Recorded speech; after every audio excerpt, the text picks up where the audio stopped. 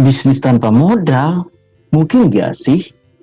Hal ini tentu banyak mencuri perhatian orang-orang. Meski terbilang sulit dan hampir tidak mungkin, beberapa bisnis sukses menceritakan kisah mereka loh yang bisa meraih kesuksesan bisnis tanpa modal sama sekali. Cukup masuk akal jika ternyata yang dijalankan hanya bisnis rumahan dalam skala kecil saja. Namun, jika ternyata yang dijalankan bisnis berskala besar, seperti bisnis properti, pernahkah kalian memperhatikan dan memikirkannya? Yuk temukan jawabannya di Seni Pasar Modal Channel.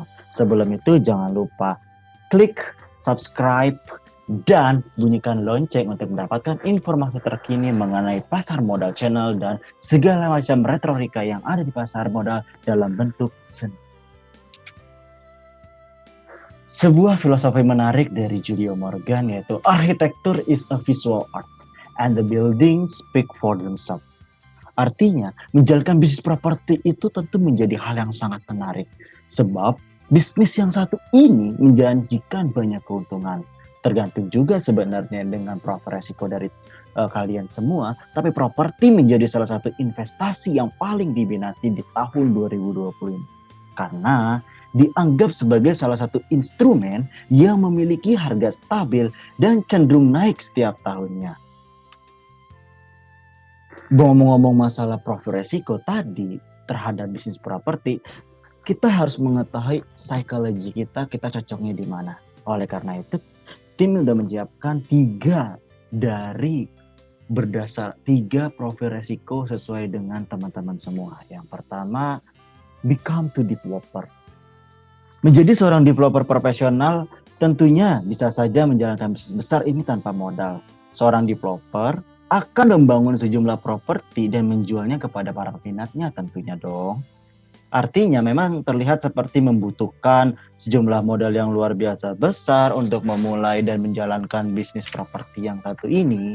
Namun, jika teman-teman sadari atau teman-teman jeli, teman-teman bisa saja sukses loh menjadi seorang developer tanpa modal sekalipun. Percaya, tanpa modal sekalipun. Apa aja yang diperlukan? Pertama, memaksimalkan kemampuan atau potensi teman-teman semua dalam menjalankan proyek dengan baik. Yang kedua, kerjasama dengan pemilik lahan agar bisa membangun properti tanpa harus punya lahan itu sendiri tentunya. Yang ketiga, cari investor untuk membangun pembangunan properti tersebut dong. Dengan pola di atas, maka teman-teman bisa menjadi developer properti yang sukses tanpa modal. Yang kedua, become to flipper. Cara lain yang bisa teman-teman pilih untuk menjalankan bisnis properti tanpa modal itu menjadi seorang flipper. Di mana teman-teman itu membeli sebuah properti dan menjualnya kembali kepada orang lain. Ya mirip-mirip kayak reseller lah ya. Beli di harga rendah terus dijual lagi di harga tinggi. Atau bisa beli bangunan jelek, direhab dikit. Nah, bangunan jelek direhab dikit terus dibangun lagi kayak gitu. Itu lebih mempunyai nilai seninya di situ, mempunyai nilai bisnisnya di situ. Karena orang akan merela bayar mahal jika kita bisa mendesain dengan sesuatu yang unik tentunya.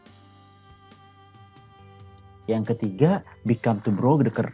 Bisnis properti akan melibatkan sejumlah uang yang besar, namun tetap bisa dijalankan sekalipun tanpa modal. Salah satunya yaitu menjadi seorang broker. Dalam bisnis yang satu ini, teman-teman hanya bisa bertindak sebagai perantara di antara pembeli dan penjual, lalu mendapatkan sejumlah keuntungan dari jasa tersebut.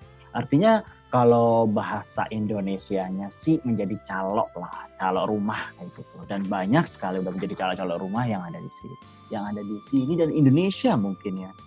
Jadi teruslah belajar dan jalankan bisnis dengan sabar.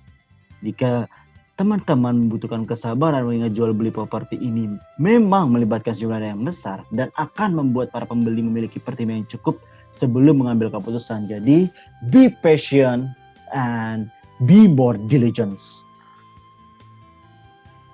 Thank you for watching and wait next video.